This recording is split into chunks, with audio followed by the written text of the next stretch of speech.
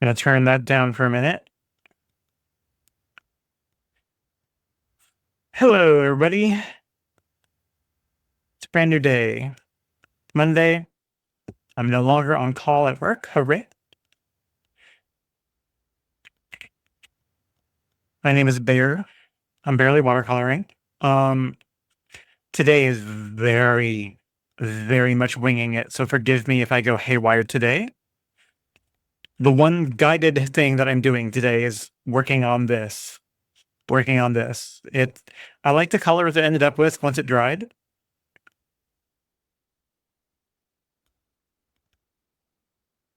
So I am going to just do what I can to enhance it and make it more nebula-like. Might even just add stars. Who knows? We'll figure it out as we go. And then from there, it's free for all. I don't know what we'll do. We'll figure something out together, or I'll just do random shit. I made a minor change to Stream Elements just now. You probably heard it, but to make it where I can hear when someone's typing stuff, you could probably just hear it. It does the little Star Trek communicator, little comm badge chirp when someone sends a message. So if I'm not looking at chat, I'll be able to hear that someone sends me a message. It might get annoying someday when there's a lot of people chatting at once. I'll turn it off at that point, or I'll assign groups to people that I care about, like Goddess. That way I can hear when important messages come in. But for now, I'll hear a chirp when anything comes across. So even when you add songs, that's fine. I'll just glance over at it. But that way I'll hopefully be able to look at it more often. Looks like a sunbeam going across the top of the forest. Yeah. You know, it kind of does, doesn't it? Like it's in dark cloud and there's like the one beam of light coming through the clouds. I get it. It's cute. Not what I intended, but it's a thing and it is going to come out good at the end. So I think it's going to be fine. Before I do any painting stuff, because I do tend to just leap into starting and sometimes I need to just decompress. How are you doing today? Well, that just turned to nothing. Wait, did I just say 6% instead of less? Okay, whatever. I need to change my volume knob thing for this so that it steps, like smaller steps. When I can turn the volume, it does too big of a leap from low to off. It's really weird. I'll have to fiddle with that later.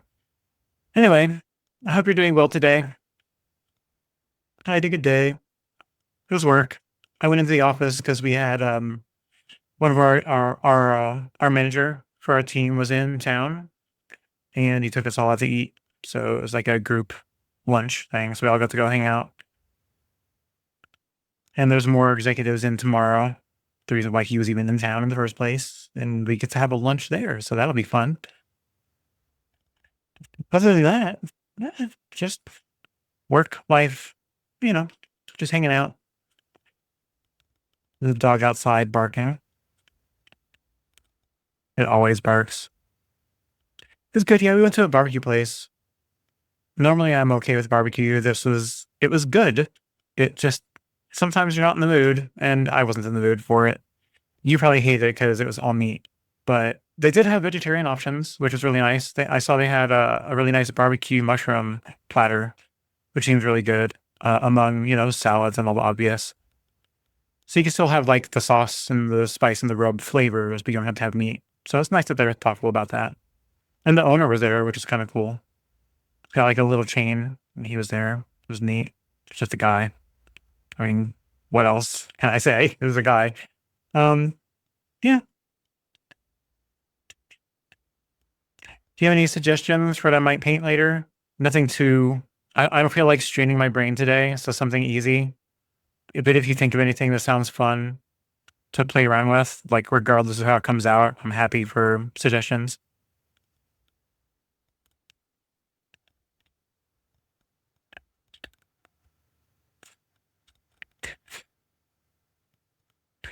One day when there's a collection of us in here, it'll probably make it easier to be able to do suggestions because I did add the point redeem to be able to choose a painting, but I mean it's not necessary to use that. You could just shout it in chat as long as I see it. But if you want to make me really hear the alert go off and you got the points for it, and you've got a painting suggestion, you can use that for it if you want to. Not necessary, but you can. What am I going to do with this? Well, I definitely can't just go to adding stars to it.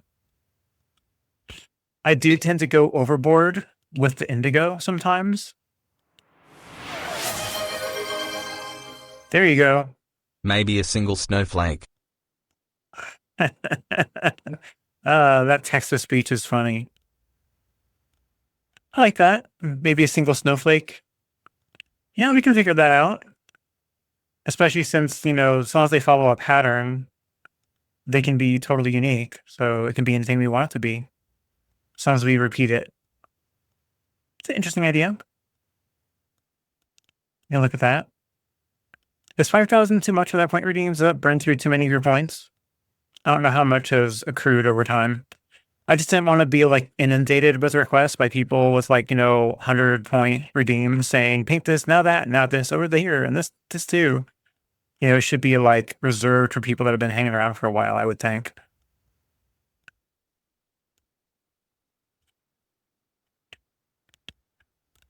You sparkling online.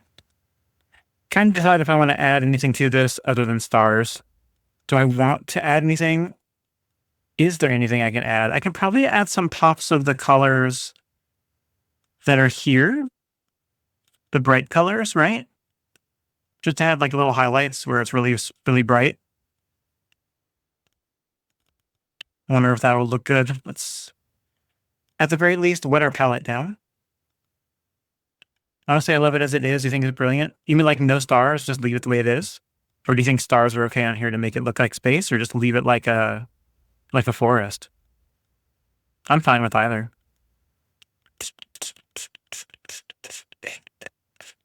Because I'll just put this up and make an actual nebula to the side if I need to.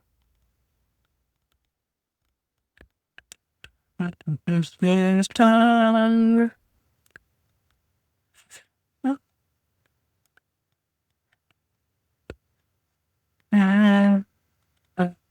Yep, I can do that. Now I wonder, is there anything I can add to make it look more like light, or just leave it the way it is? I could probably just leave it like this. I can always add stuff to it in the future if I want to, but I can go ahead and peel it because I'll need the clipboard or anything else. Wow, I got a little headache. I'm gonna go grab some Tylenol or something in a minute. That autism causing drug that our current administration says causes that. Or have they gone back on that already? I don't know anymore. Yeah, let's pull this up.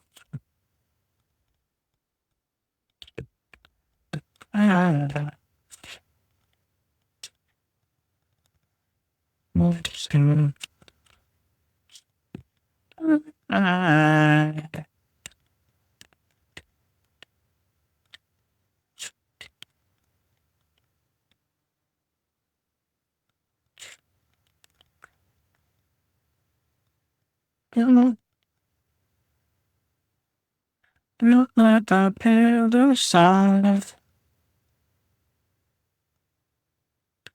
Yeah, that's nice. And if I can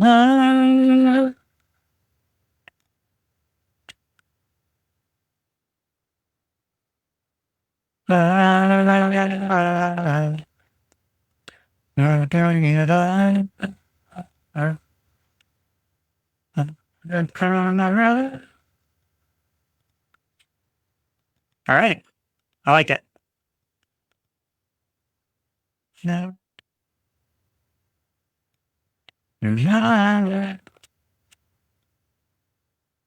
Oh, here's a thought. The most unqualified administration we've ever had in the history of the nation. Amen, sister. I agree completely. Turn this down for a sec. The billionaire coffee businesses probably declined to supply money. That's so sad.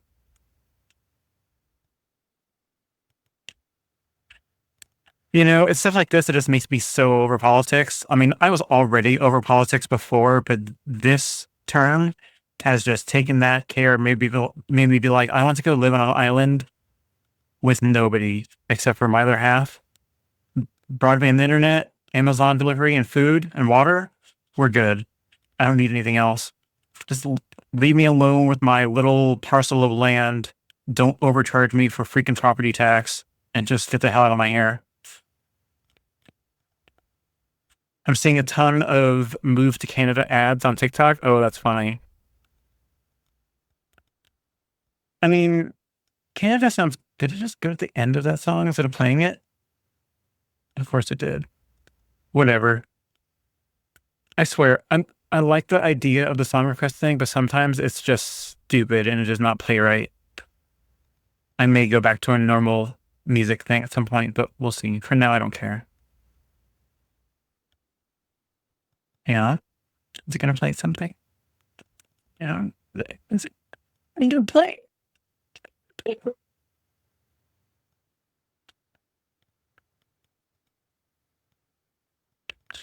It was playing on the page, but it was not playing in the stream elements because it's stupid. Well, here's a question for you. If you could move at no charge to you to a reasonable accommodation to any country in the world, where would you move? Don't need specifics, just a country. New Zealand, yeah. Is it where in there? Doesn't matter. New Zealand is gorgeous. I totally understand that, and I get it. Is it because of how it looks, or is there more to it, like politically, financially?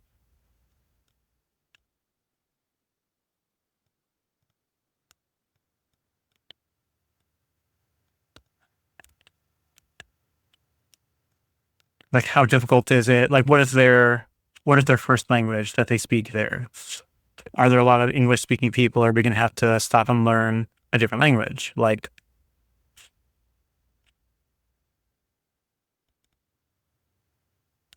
the difficulty for ye old Americans to move there. You know what I mean? Like I'd love to find something that we could consider moving to, but all the above there, to be fair, I don't know a lot about politics, the politics. Just everyone I've ever seen on YouTube and whatnot who relocated to New Zealand loved it. Really. I'm going to speak out loud here, trying to remember, but is New Zealand where they filmed The Lord of the Rings? Or am I misremembering where that was done? I could be entirely wrong on that.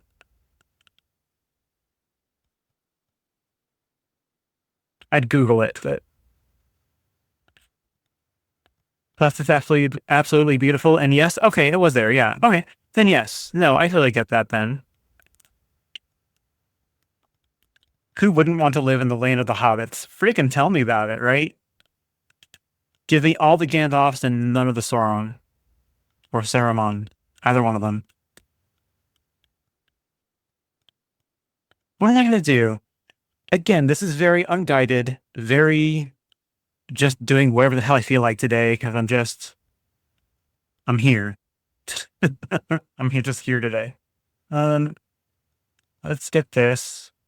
And let's get this.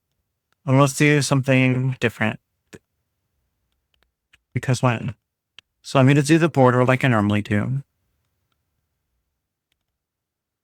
The thing is, I take it as a good sign that you never hear about New Zealand politics in the news. Okay, that's true. That's a good sign.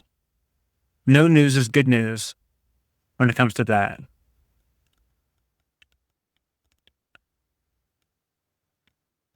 Bob Marley, nice. Yeah, all right. That. Get out of here. What's that? Something on there. I don't know, whatever. Yeah. There's yeah. Like we've thought about clearly, we've thought about a couple places that would be nice to move to, and some of it might be wishful thinking. Some of it might be just because we've seen and heard other people that have moved to those places. Well, that didn't work at all.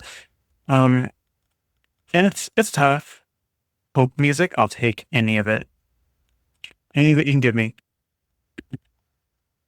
Um, one of the places we thought about is Japan, obviously, because Japan has this like appearance that it looks like it's going to be great. We watched a ton of YouTubers that live there, and it's an absolute delight. Aside from the whole, they don't really like foreigners, but at the same time, they tolerate us. And the people that it's so funny to me too, whenever you see people talking about Japan from the people that live there, and they're talking about how you can't really have public displays of affection if you're, if you're gay, and they don't really like foreigners quite so much.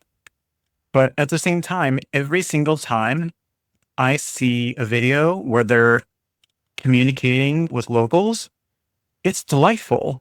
And if it isn't delightful, it's completely gray tones. It's completely freaking neutral, right? There's no there's no visible hate. There's just a lack of desire to communicate from some people. And for someone who is um where my brain has just gone stupid. People that have why am I going stupid than I normally am? People that don't like going out in crowds. My brain has gone dumb, but you know what I mean. I don't know why I'm struggling so hard with the word, but you know what I mean. Um, introvert. There we go. It popped in my brain.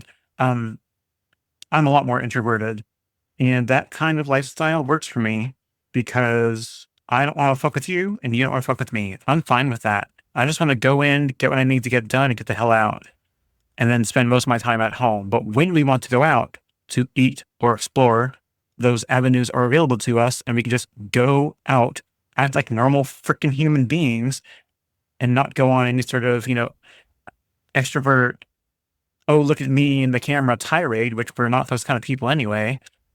We just go out, exist, do our shit, and go home again. This seems kind of like a win-win. There's clearly a lot of downsides to living in Japan.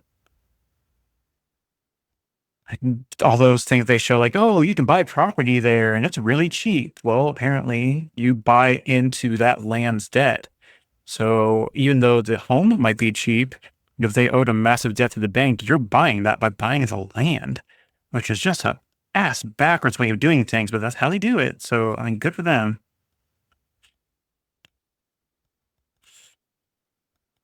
Actually, I changed my answer to Finland or Denmark because politics and best social services, medical and education services are tops and not skewed toward the rich. See, I'm down with either of those options. That all sounds great. Finland and Denmark sounds good. I think for a minute we looked at Scotland. I don't remember. I don't know. My other half knows more, but I don't always pay attention to all that. Um, yeah, it gets to the point where it's disgusting that they've designed it this way, is pretty much exactly what they want, but it's like they want to push away or just turn into cattle anyone who has a heart and a soul and a conscience. And everyone else that remains are Republicans. I mean, it sucks to say, but they build that story themselves. They make it really freaking obvious that that's how they want things to be. They want it to be like it's, the middle of the last century forever. And they don't want anyone except for white rich men to have rights. And that's just fucked up. It shouldn't be that way. Everyone should have the exact same rights. Done. It's that simple. It's really that simple. And yet they complicate it by saying some people are better than others. Just fucked up. Sweden too, any of those Nordic nations, I love the Asian countries, but hear too much from women that their attitudes toward women is still very 1940s. Yeah, that sucks too. It's not fair. It's so hard. You want to just go out there and change the world, but at the same time have no flipping energy for it. You just want to go live in the world you want, that you envision. And man, if that means we move to those places, then that's what we have to do. Do I have the time, the energy, or the money to do that? No. We could build towards it, but it's tough because a lot of those countries, they want you to come with money already or come with a skill that they need, because usually they can hire within their country. And if so, why are you coming here to take their jobs away? Right? Then where does that sound familiar? But it's the truth in some respects. I get it. Like the only thing that I saw, like, we were looking at Britain once as an option, and their thing was you need to come with X amount of money already to cover your time while you're here. And we'll accept you pretty much only if you've got a skill that we desperately need that we don't have here. So it's like have more money than God or have a skill that they desperately need that they can't hire within for, which is just weird. But I get it if it's a small country because there's only so much room. But I don't know. I don't know. It's exhausting to think about. I don't know. It's crazy. So tiring to think about.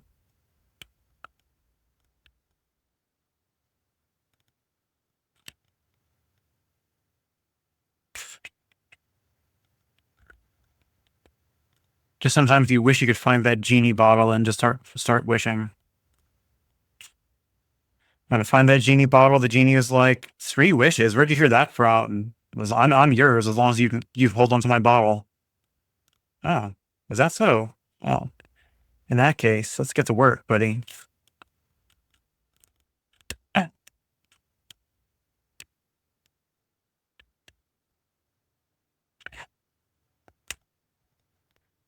think my first wish would probably be I wish the world of everyone's sci-fi and fantasies existed, and if they want to go there, they can.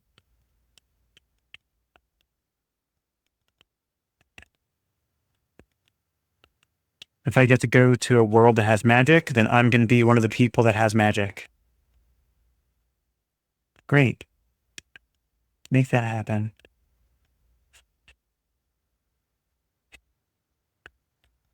I want to go into the Star Trek universe and live there. I'm going to go there, but I'm going to be able to take advantage of all that Federation technology.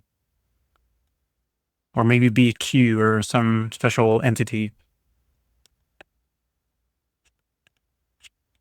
That would be neat.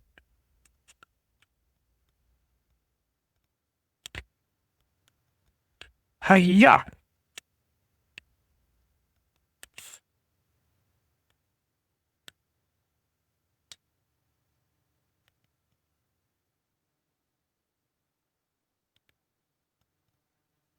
Hey, you.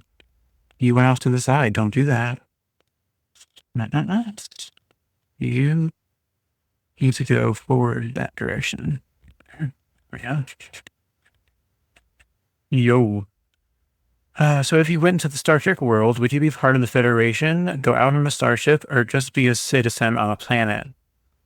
That is a damn good question. I think I talked to my other half about that just in passing the other day, and I think I was like, it's moments like these where I wish I was stuck out in the Delta Quadrant on Voyager. Sometimes like that. Not only do I get to be on a Federation starship, but I get to be out in the middle of nowhere. You know what I mean? That feels good. But it's tough, isn't it? I think I would be interested in being in the Federation. Would I want to be in Starfleet? Yeah, except for every week they have a freaking crisis. That's true. They can't just survive, can they? It's not one thing, it's the other. Yeah, I think probably have the flexibility to go out on ships if I want to, but I don't think I want to go on 5-year excursions around the galaxy. You know what I mean? Like, I don't think I'd want to be on one of those giant, like, exploratory missions. If I did anything, I would be like in the solar system, like Earth solar system. I'd live on Earth. I would do stuff around the solar system, go out to space stations and work on those for whatever I was working on, whatever my job was. Have a home on Earth. Use teleporters or transporters when I go places. Shuttles and ships when I need to go further. We can go on a vacation to other planets. I mean, that's all I need. Give me that and some watercolor paint. I'm good to go. All right. You would work in hydroponics or the garden base. Yeah, I could totally see that. I think that would be great. And they've got those on Earth too. You have giant biodomes and all that where they can grow stuff and you could be the person that helps create the initial plants that go up into ships to help kind of give them their starter kits effectively. That would be really interesting if you wanted to live on Earth. But if you wanted to work on a ship, yeah, I totally see that. If I was on a ship, what would I do? What I do now is IT work. I started with technical support, and what I do now is a bit more focused than that. So what could be something I'd be interested in doing that I could do on a ship that they would need to have a crew member there for me? I know they still need people that do technical support. Those people are typically the people that work in engineering, but it seems like they tend to work on the really big stuff sometimes, just keeping the ship going. I think, there's IT engineering. Like even when there's like naval ships now, they they may call them a part of the engineering team who are like keeping all the bolts tightened on the ship, right? But there's also part of that team that is the information technology part of their engineering resource team. So that would be a possibility. Hmm. It's a damn good question. Would I want to do what I've already done, or would I want to learn a new trade in that world? Dun, dun, dun, dun, dun. You did lead garden club at the community center today. Oh, you mentioned that you do that. I think that's super cool. But you've mentioned it before, yeah, because you're talking about the center was helping provide supplies and all that, whatever you needed, which I thought was really incredibly sweet of them to provide support. Yeah, baby, you need to go. I think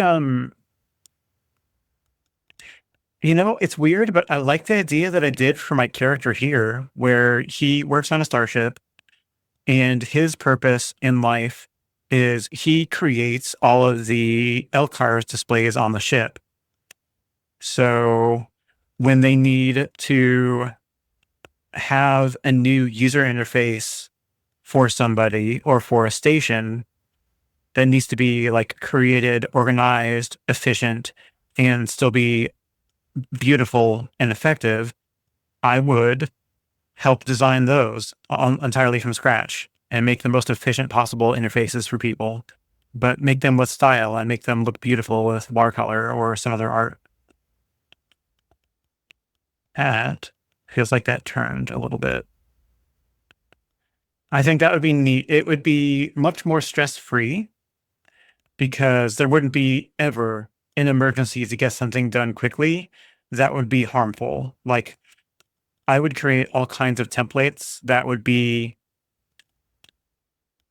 all ready to go for emergencies when they need an emergency design created for any console, any situation. There's always emergency fallback templates that will get the job done in a hurry and give the user the ability to make the change they need without me having to come involved. Everyone should have some base level training on modifying their interface, which in the Star Trek universe is probably how it would work. Everyone has their own custom console design, right? Yeah, UI design. Yes, community center where I live is freaking amazing. That's great. I'm so happy for you that you've got that available to you there. That's so cool. So how did that even work in the first place? Did you just go into the community center one day and be like, "Hey, I want to volunteer to help out and do something," or did you know somebody who you talked about with and they like said, "Yeah, we can get you in there."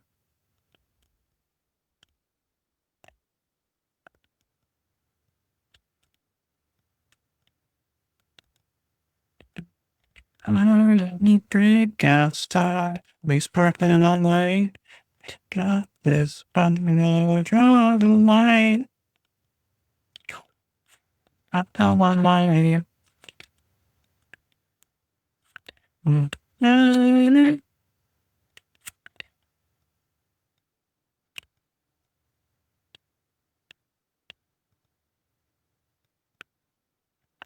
you darling, I go crazy.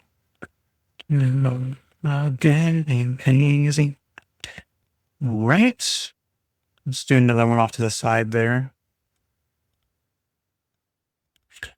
I started going to Knit and Crochet Club there, and then the class next door to ours, which is the Art and Craft Club. The host of that class was leaving, moving to a different city, and I took that one over.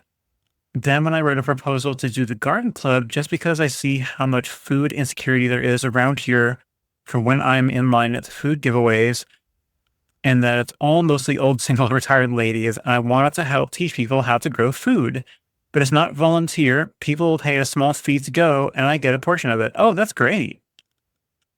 That's super cool. And the community center gets like a portion of funds too. And is that how they're able to fund helping out with supplies? Or is it just like a combination of maybe that and they know people who are volunteering or donating supplies and they're able to redistribute? I don't know why I'm being so nosy. I think things just engaging. It's just really fun to know. Losing touch. Well, I made that one way too long. Rewind to the simple days when the sun. Yes, and I think they get a good budget for it. The city I live in is in the top 5% fiscally security. I think I'm reading that weird. Cities in California and the top 25% fiscally secure cities in the nation. Wow. I just live in a really fucking great town. That's excellent. Got it. Thank you. Wow. That's really wild. Huh. I feel like I wish I knew enough of something to teach. I thought about it once upon a time because I do like to talk sometimes anyway.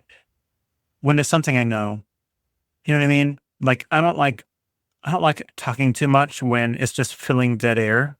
That kind of makes me cringe a little bit. But I can talk too much about something I know. And I recognize that about myself. Okay, I'm turning the music down. If you put any new music in the queue, let me know and I'll turn it back on. But for now, I'm just turning it off. Okay, I'm going to go through and really press these down because I want to make sure none of this leaks under the tape if I can help it. So I'm going to really spend time really pressing it down hard. Firmly, whatever. I've thought about teaching IT stuff, but I realize that's the stupidest thing in the world because the only people that would be worth teaching are people who are wanting to provide support to others. It's not useful to teach people who have no IT knowledge from my perspective. And the only reason I say that, I don't mean it's not a useful thing to do. I don't think it's useful for me to do. And the reason for that is because I come from a long line of doing that already. And it grows old, not necessarily quickly, but cumulatively, right? So the more you do it, the more it wears on your soul. It wears on your resilience, your resistance. It wears on your personality. It wears on your restraint. And that's why people go postal, because, and anyone that doesn't know that, going postal is in reference to literally someone having gone postal. If I remember right, I think there was a postal worker who just snapped one day and just went ballistic. And it was like, the phrase I think came from that. I don't know the whole story, so whatever. But legitimately, you can only handle so much of a certain thing, right? So if I'm already in that world where I decide I want to be a person who helps other people fix their computer problems because I'm really good at sleuthing out those solutions, eventually you get to a point, some of us do anyway, where you just can't handle dealing with the people anymore because they are so ungrateful. They have no grace. They have no ability to do the task that you lay before them. I mean, I could go on. There's all kinds of things that you could say negatively about these people. And I don't want to be negative. I just want to say that there's a point at which you just can't do it anymore, right? Well, having to take someone who's already in that kind of state where they realize, I don't really want to do this, and making them teach that very subject to people that are incapable of absorbing that knowledge would do me in. I don't think I could teach people who are unteachable. I know there will be a portion of them that are fine. And maybe my attitude on that will change as I get older and am doing it less. Maybe I'll crave doing that again someday.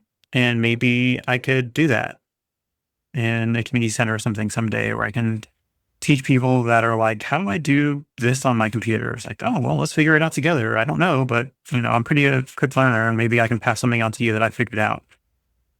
I don't know. Or maybe what I need to do, I've talked about here with you before, Goddess, is figure out something that uses that same skill base of coming up with solutions to problems. Strategizing, tactician, whatever you want to call it. And maybe learn how to do that portion of it better. Like I'm really good at connecting the dots, seeing how problem A that had solution A might actually be useful for problem B. And sometimes problem A and problem B and problem C have components that all work together to help fix what problem D is, which is totally new. I really like figuring out how to connect those dots of previous solutions that can be paid forward to new solutions that are similar or can be grafted onto to make a better solution in the long run, right? And sometimes that means coming up with solutions that I didn't come up with, that came from totally different areas of expertise that somehow work because, things tend to repeat. So a lot of stuff kind of flows together and works the same way. So maybe learning how people that like that learn how to do it better and what they use it for a job, I might shift into doing something like that someday. I don't know. I might not. I might stay doing exactly what I'm doing because I like it and it's comfortable. But I don't know. I might change to something else someday. I don't know what that might look like. I might not do that. I don't know. But the idea of teaching a class of people IT stuff, it feels hard to consider. I think if there was a curriculum and I could add to that and it was like a community college, maybe at some point I could consider that. But again, the not liking talking and being around people kind of makes me kind of feel blah about it. But at the same time, if it's something I know about, I might, there might be a benefit to sharing knowledge and asking people like, what are your problems? And like, let's figure out a solution together as a group and see like, what's the most effective way to get to the answer that we need and then move on to the next new problem. It feels like a Reddit forum, but in person. You know what I mean? It feels kind of like that.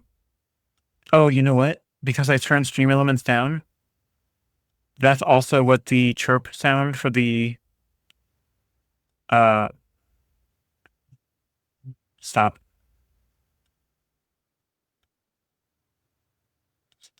Ow, I'm going deaf. How do I stop this? Can I pause it? It lets me skip it. I could just close it. Will it freak out if I do that? Well, I closed it and it's not freaking out. So, okay, great. If I need music, I'll turn it back up or turn it back on. Right now it's fully off, so I'll have to do that later. For now, I'll just sit in silence and be happy about it. Um, that's why I liked, I don't even know how to pronounce that, Wizant.com. As a consultant tutor, you have the ability to choose students who are a good match and never locked in. Do it on your own schedule. Wise Ant. Got it. Wise Ass would be better. Set your own price and it's 1-to-1. Oh, like one-on-one, like tutoring?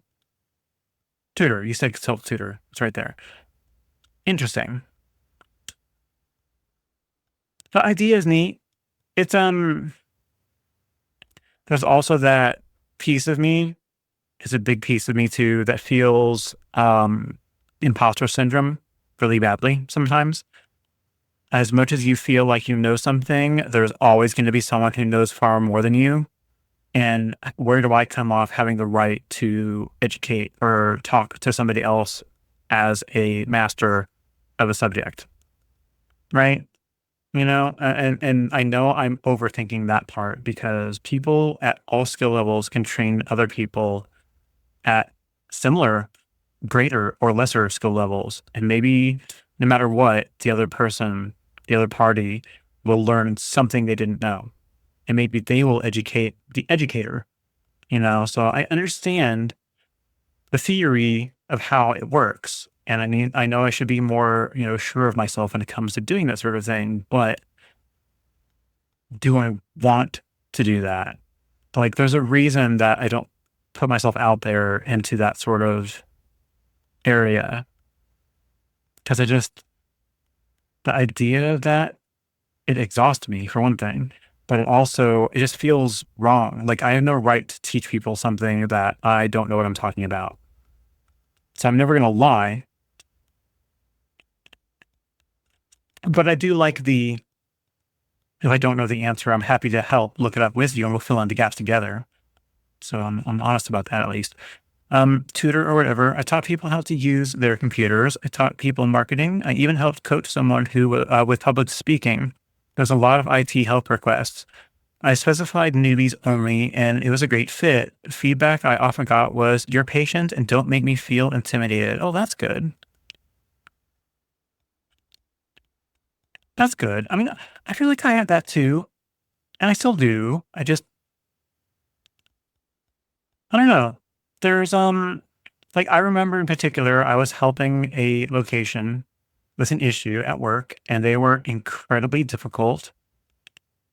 And I was able to de-escalate them and walk them through what the problem was, ideas for how to help us solve it together. They were pretty much the remote hands from me to be able to guide them through fixing it. And that's not what their job was. They work in an entirely different department, but there was no tech to just go on site. We don't have the money for that. Who does? Rarely people have that, especially with a lot of locations. So I just did the best I could, got through it, was totally calm, cool, like I always am on calls when I have to do that. Sometimes I sound frustrated, but I try not to really sound too badly frustrated with a customer on the phone or client, whatever. And when I was done with the call and everything was solved, the guy sits behind me at that time came up behind me. He's like, "You handled that call so well. Like I could overhear what was happening because they were so loud. I could hear it through your headset. And like you handled it so gracefully. You got everything fixed for them. Just kudos. You did a great job there." I'm like, "Thank you." I mean, it's like I'm capable of doing the task, but do I want to do that forever? No, of course not. Of course not. Um, Especially other older people liked working with an older person. The young people lost their patience. I get that. So I put specialized and seniors on my profile. I might, I don't, a part of me gets why some people have so much difficulty working with older people in the technical field. But it's all in the matter of how you handle it.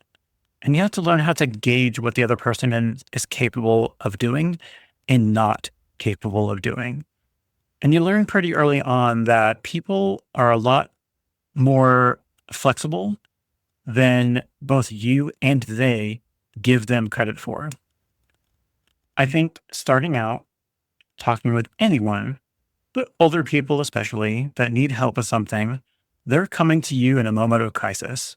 They're coming to you at the height of passion, not the sexy kind, the height of emotional passion, like rage, fear. They're upset about the thing that's going on. They're upset at you potentially if it's your product that's not working. Like they're coming to you at their worst. Aside from grief, they're coming at you at their worst. And you have to learn how to be able to understand that, right? It being able to be gracious when you're getting hate in your ear is so difficult for a lot of people. And then you have to learn how to listen to what the person is saying and let them vent. Sometimes the best thing you can do is just shut the hell up and just they pick up the phone. They may vent for 15 minutes before you can get a word in edgewise. And then finally, when they run out of steam, you've hopefully been paying attention. You've been taking notes if you need to. And you, if you're lucky, if it's something on your end, you could have fixed it for them already and say, I understand where you're coming from. I apologize for what you're going through. It's the first time I'm seeing it and hearing of it, but I'm going to do the best that I can. Or I have already found the problem. It was this, this, and this. I've notated it in your account in case it happens again. If you're in a company that takes things into an account somewhere, and you should be okay. Can you try it for me? Or whatever the thing might be that you're doing. Or you have to do further than that. If there's still a problem, you have to de-escalate, where you've got to talk to them and let them know in a non-condescending way as much as you can. I'm pretty sure I understand your problem. What you're saying is going on is this. Is that correct?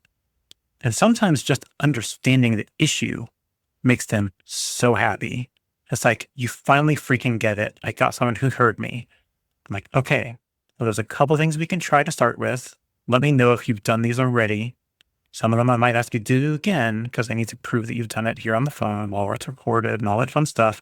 And so I can document it on the account or whatever you do, right? And you just go through all the steps, do all the things that you have to do to help troubleshoot the issue. You might get it. You might not get it. You might need to call in help. You still might not get it. Some time might pass and they may have to call back. Whatever the case may be, the point is you de-escalate. You do what you can to solve their problem for them.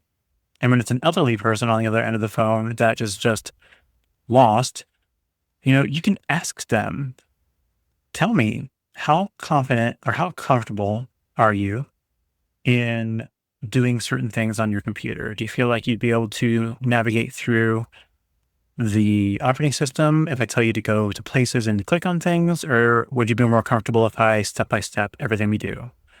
And sometimes that's all you need. Find out what their confidence level is, right? And then just go on from there. The biggest thing we've already talked about, de-escalate, right? De-escalating is huge for that. And I was really good at that. For the most part, some people were inconsolable and they just lost it. And they just wanted to rage in your ear and then hang up the phone on you and call you names, That was pretty terrible. Let me catch up.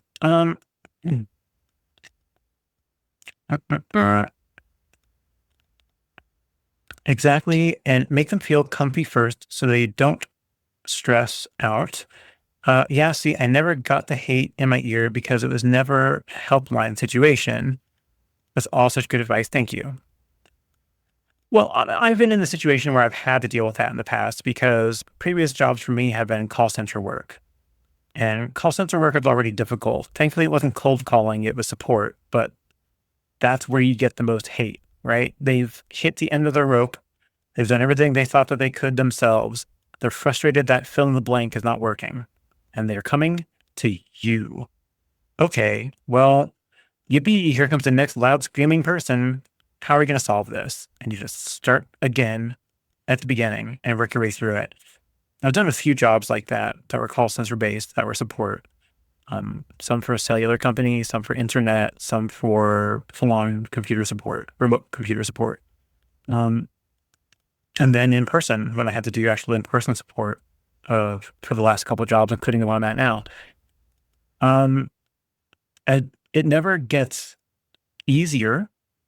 It gets manageable to a degree, depending on your personality type and how good you handle stress.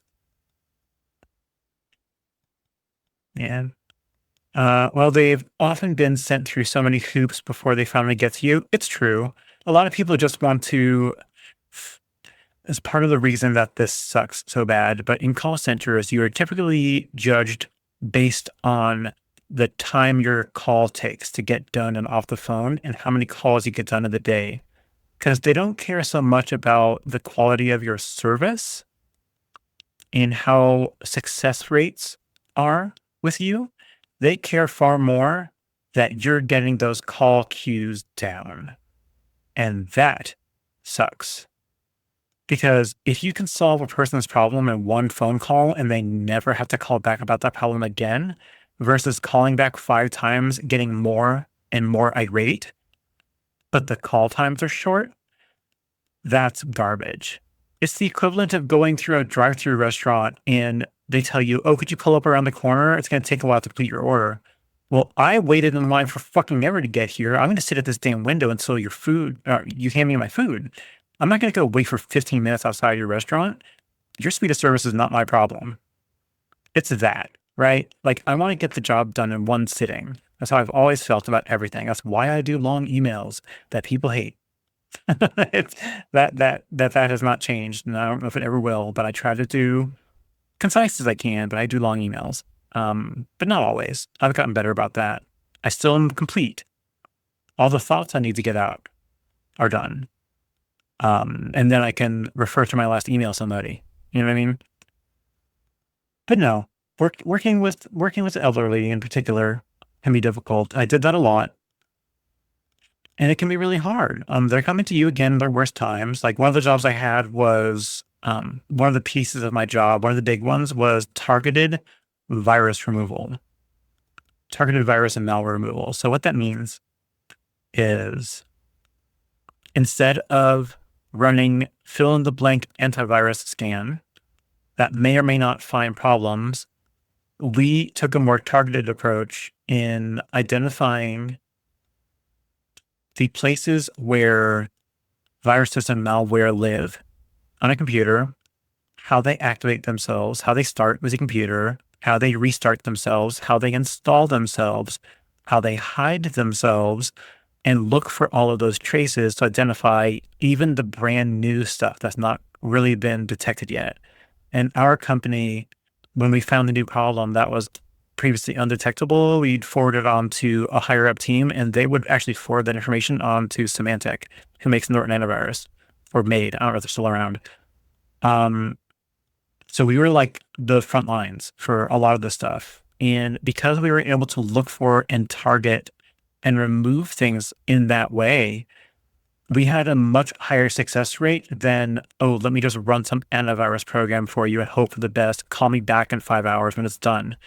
We didn't really do that. We targeted, and we were able to find everything. And when we didn't have a solution for it, we got our next tier support in, and they were able to help find it, and they taught us how they found it.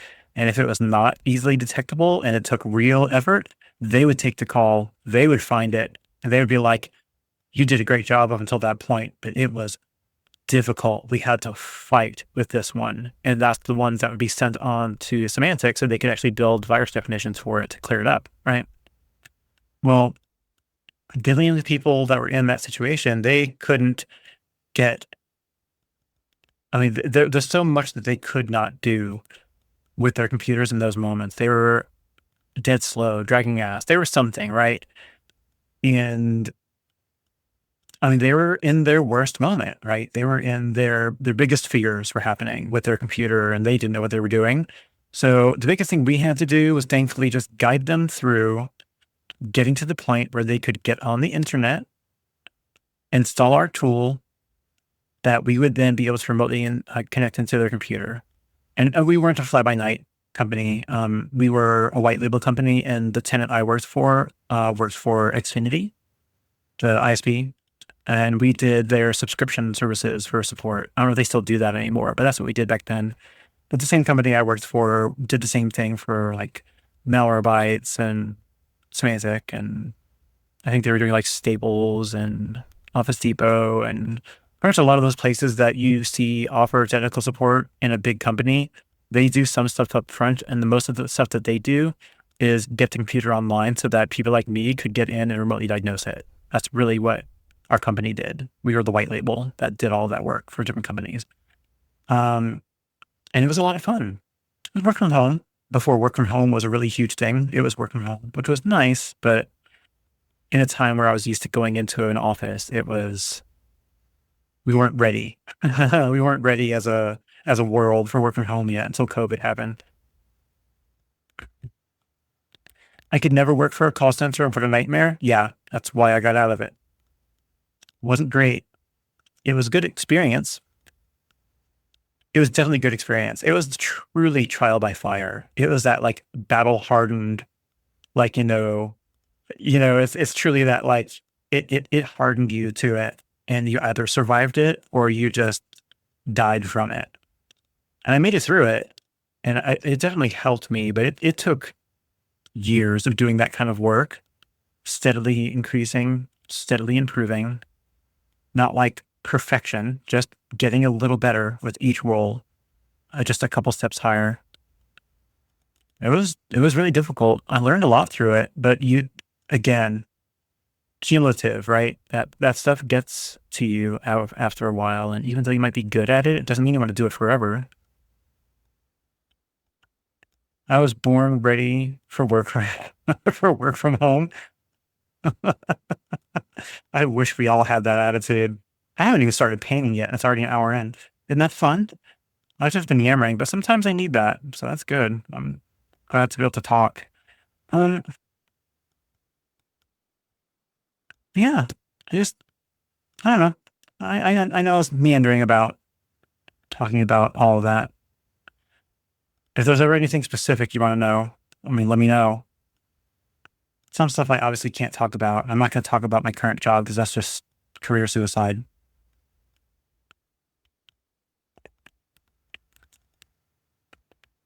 But yeah. So what am I going to do here? I think I'm going to do similar to what I did for my bookmarks. Instead of filling the whole page with the same thing, I think I'm going to do like individual stuff like I did before. And I've done one like this before. I actually have it hanging up on the wall. Um, but I'll try to do a little bit more intent, like the kind of stuff I was doing in the bookmarks one the other day. And I'm almost definitely not going to finish this today. I'm just going to take my time and do this one. I don't want to say do this one right. I'm just going to do this one slowly, right? But yeah. While I'm working on this, got us to do anything fun for Halloween? Or anything for Halloween? Hide in the house away from all the kids? I think you had mentioned before that you don't have a lot of kids that come through your neighborhood. Well, I don't remember if that was right or not.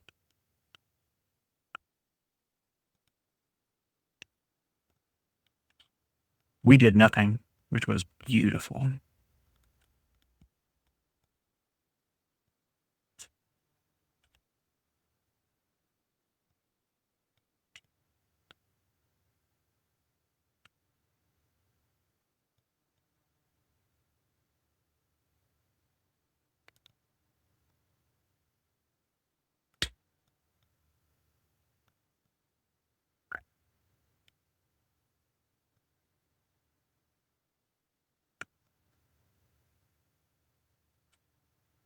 Excuse me. Oh, smacked my mic on. That's fun.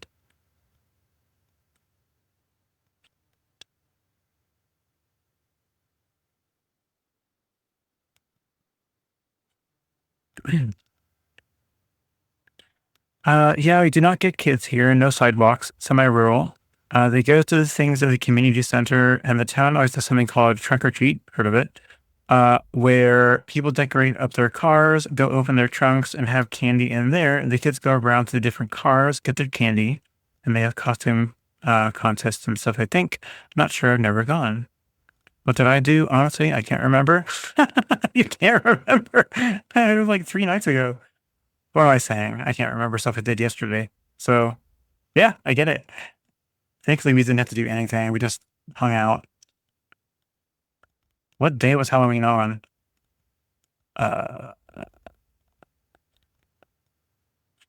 Let's go to the calendar, baby. It's on the 31st. I'm sorry, 30th. No, 31st. I was right the first time. That was Friday. Friday night.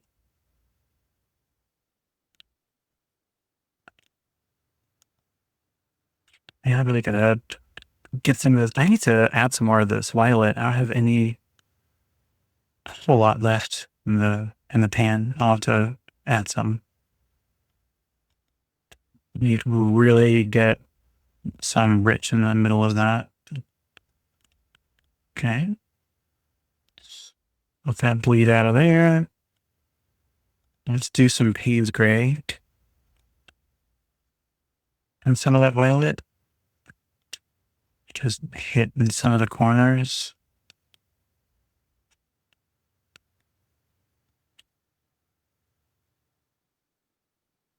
Yep.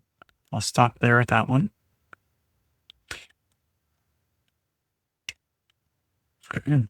I like getting that sound effect. That helps so I can keep up with the chat. It was Friday, so I streamed in the morning. And then probably, I think I did some more painting. And then what did I do? I think I played some video games, possibly 7 Days to Die or Stardew. Understandable. Sometimes I've been unfortunately in and out when you stream Stardew. It's almost always on days where I'm either working or we ended up leaving partway through to go to the store or something. So I try to have you on in the background, but I sometimes just end up having to walk away for a little bit. And that's what happened this last weekend when you were streaming Stardew. We got in to begin with while you were there, and then we had to take off and go to the store for a minute. And then I got back and you were finishing up. So I missed everything you did. I would have to go back and look at the VOD at some point. I wonder if I can put some maybe scraping salt off of this. I guess I can. We get a couple. Oh, that's just what I didn't want to do. Get some right in the middle there. Of course, I spilled salt everywhere. Get over here. Get over here. Yeah, well, that's what happens with morning streaming. No worries.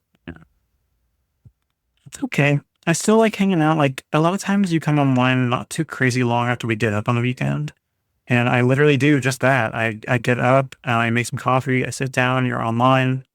I come on, say my hellos, and then just hang out. And then if we have to go somewhere, we go somewhere. And then if not, we just hang out until you're done. It's a lot of fun. But I want to play anything. I don't know. It's so hard for me to play games on stream. Sometimes I really enjoy playing games myself, just on my free time. But it's hard to find a game that I'd be willing to do that with, that I'd want to share, that I could play repeatedly. And on top of that, it's a good bit more difficult because I work full time. It's already difficult enough sometimes to squeeze in 2 days to paint after work, because I crave having my off time after work, and giving up one of those 2 days to not paint, I don't like doing. It's only when I am just not feeling like painting that day that I'll play games instead. So anytime you see me gaming on my Monday or Thursday, it's because I just wasn't feeling it.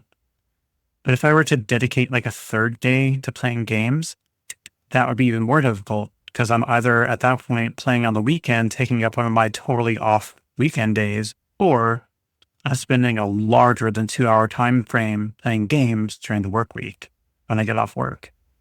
So it's just hard for me to figure out when to squeeze that time in. You know what I mean? And like, what's crazy is I'd love to be able to find that time, but I'm like, it's so hard giving up your free time. Like sometimes, yeah, it's cool, it works, but sometimes, man, sometimes you just want to sit and veg out. You just want to vegetate just a little bit.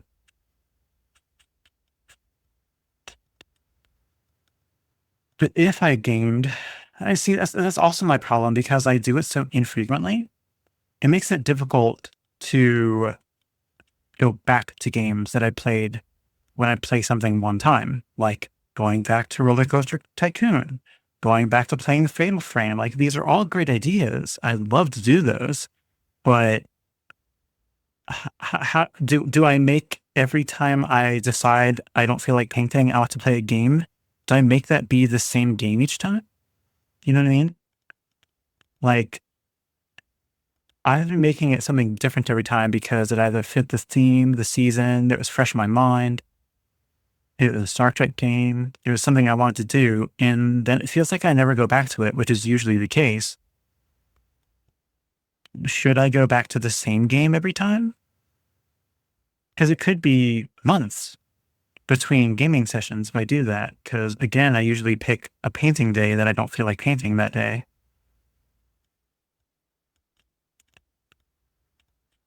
That's tough, trying to figure that out. Except when you like gaming in your free time anyway, and so doing it on Twitch gives you that legitimacy excuse.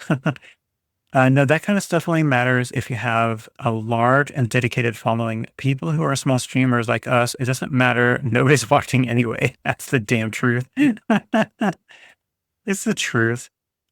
I feel like I'm trying to figure out like it's tough, right? So I haven't talked about this much, but I used to stream on Twitch before this account, playing games and similar idea. I had like one person that watched and followed me there. Um, and she was a blast. She was fun to hang out with, on stream.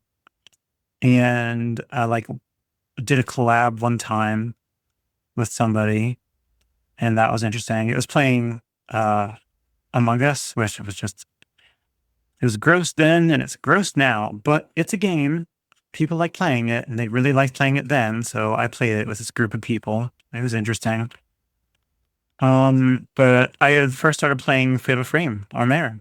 And that's how that one girl found me is that she was like, nobody's playing Fatal Frame. Nobody knows what it is, but you do, basically. Right. So I hung out and played Fatal Frame, a couple of them. And then a couple of other games. I did all of those and I uploaded them to a YouTube channel, which most of it is still out there. Some of it got taken down because it had like copyrighted music, which is really just music from the game that wasn't even like radio music or CD music. It was like game music, but the company copyrighted their own music. So you couldn't have it on stream, which was stupid. But everything else is still up there somewhere. I'll have to find that and share the link. So I used to do nothing but gaming. It was before I even thought about painting as a thing for a hobby, years ago, quite a few years ago. And I just stopped doing that. It's my main Twitch account. And I just, it never got really big. It was one of those, let's throw paint at the wall and see if it works. And it was more work than it felt like it needed to be with no payoff. You know what I mean? And so doing this painting is better for me. Why is it better? Well, it's better for me because I don't have the expectation of being big ever, nor do I really want to be. If it happens, great. Let it happen organically. I'm not looking for it at all. Am I going to do like the prep work and like some of the things that I need to do to be able to be ready for that, like having affiliate and having all of the things set up properly so that they work in stream and trying to offload stuff to a VOD channel on YouTube. But yeah, I'm trying to do those things. But I'm not going above and beyond to try to do all the things to get recognition. I'm not being falsely bright and bubbly. I'm not being a phony person on stream. I'm not clipping parts of my videos to put online so I can show people, 30-second cute tidbits of what I've done to attract them to come look at my stream. I just don't care to do that. Someday, maybe. That might be a thing someday if I need to, but I don't have a desire to because this isn't my full time job. I've got one of those already. I don't really want to go look for all that excess stuff. I could if I need to. I don't have a desire to. Other people do it because they think I'm going to hit it big. I'm like, good luck with that because there's so many people that are not hitting it big and you're trying to break into their market. Good luck with that. But I don't know. It's just, it seems kind of exhausting to me. I don't know how people do it. A bit much. Yeah.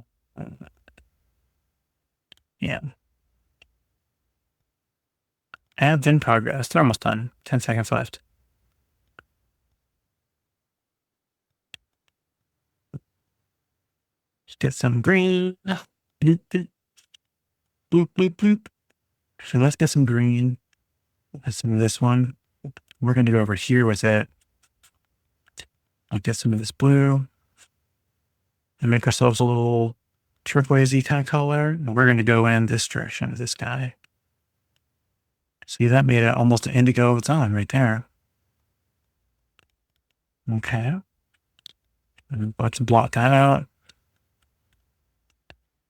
How does people even get started? How do they have the desire, you know what I mean, to get started doing gaming streams? Like, I don't see a whole lot of people that do traditional art that have 1,000 people watching them. Like, there's always something else they do. They're either a VTuber, they're either very bright and vibrant and have a huge, amazing, fun personality. Maybe they scream a lot and they make a lot of noise. There's always something they do, right? That people are attracted to. Excuse me.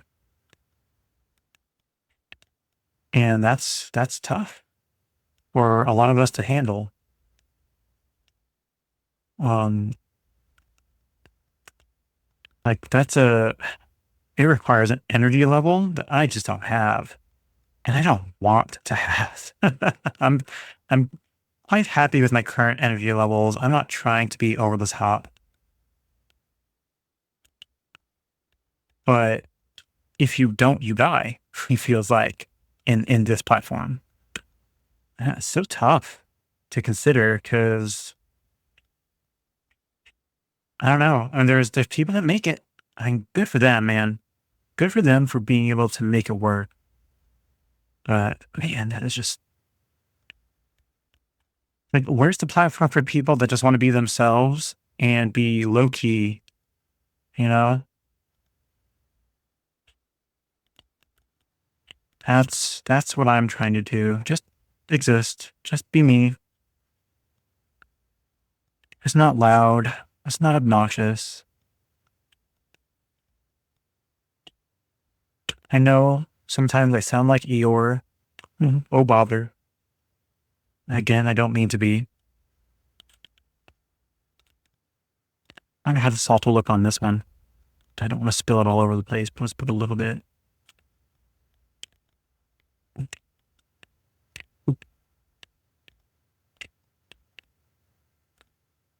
Okay.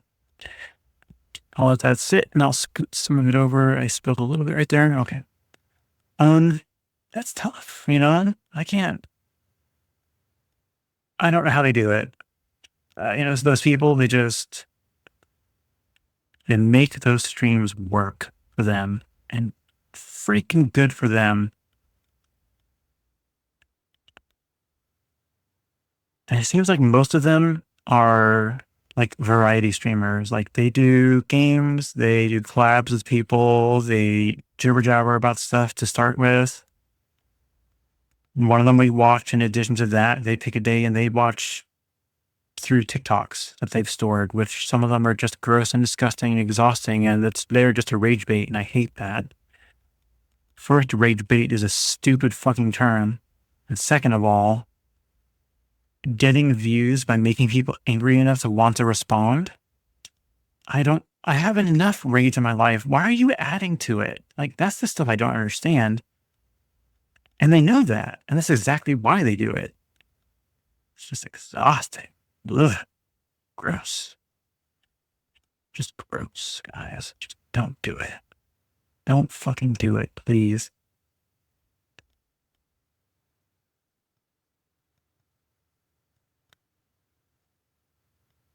I'll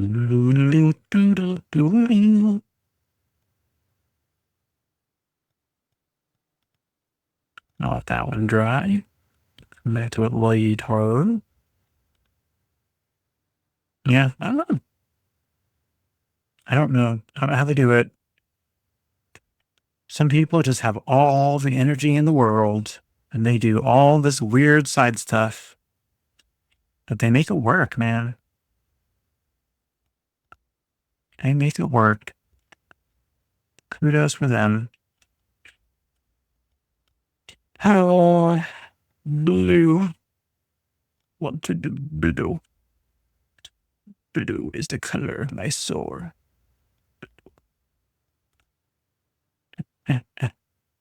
Give me bright colors.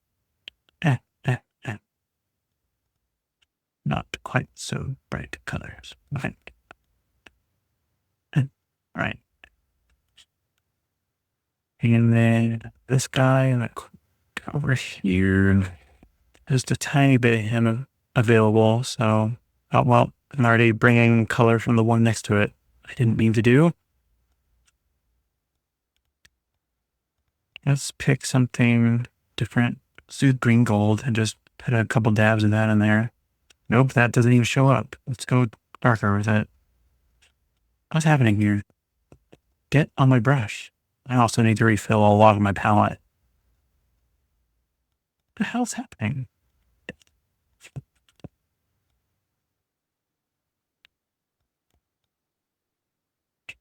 Okay, well, just you put way more in the, well, I think I just didn't have enough water in there. Jeez, that's crazy. All right.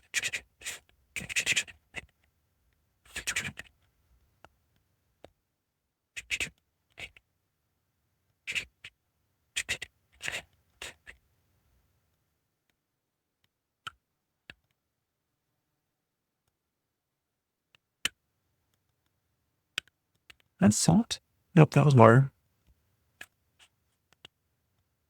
How do people make it big? Streaming on the Twitch. Without being mean, without being nasty, without being an ugly bitch.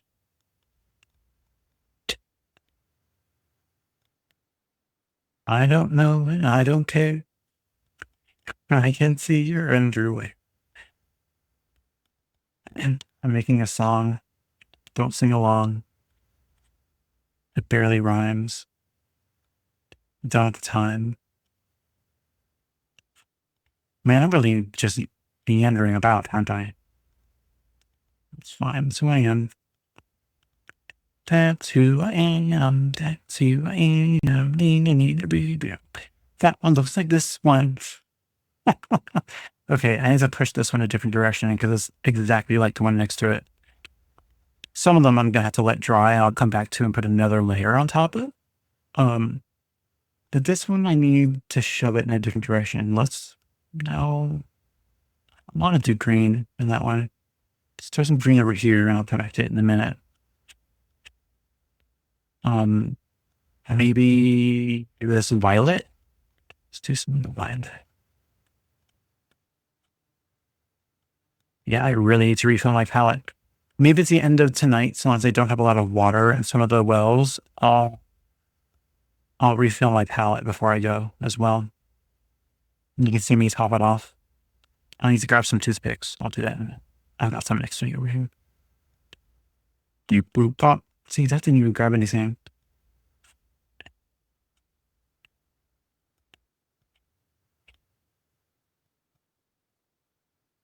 Okay, well, let's just put something else on top of it that's brighter, because clearly that one's not doing it.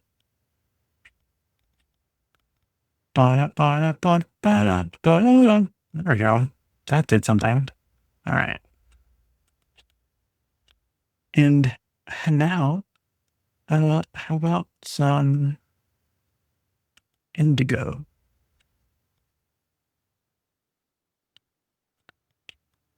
Okay. And the red. See some red. Some reddish color. No, you know what? I like the one next to it. That one's got more blue in it. Let's do some of this one. Yeah, I really need to refill my palette.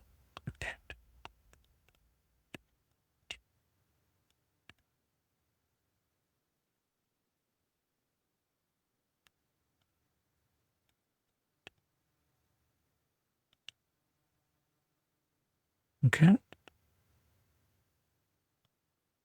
That's nice. I think that'll dry nicely. Okay. I've got some of this green. Do some of that in here.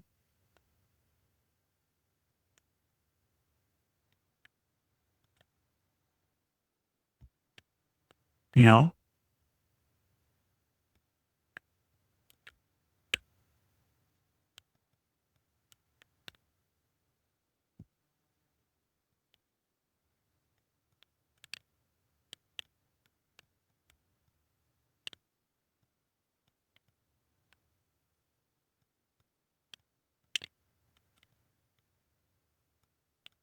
Okay. Get over there. Move it, salt. Get out of my way. Okay. What else? Oh, I'm not going to right now, but I had an idea for another nebula, kind of a nebula plan, right? I want to do the lark sheet like I did before for the bookmarks. And I'm going to do the bookmark ones again, but I'm going to try to make them based off of real nebula imagery. So I'll take the time and I will do some research off stream at some point. And I am going to look for, I'm going to get way too close to that and it's going to bleed. Yep, it already did. I'm going to look for some real nebula. I say real, they exist, but the idea is, even though they use filters to get them to look the way they do, I don't care. They're pretty. That's how they look. That's how people that have seen those images will recognize them. So that's what I'll do. So I'm thinking I will compile a list of nebula and we will get started recreating them on a smaller scale in the bookmark form. Because I think that would be really cool. To try to do as many real nebulas as possible, right? Or nebula, that's the plural.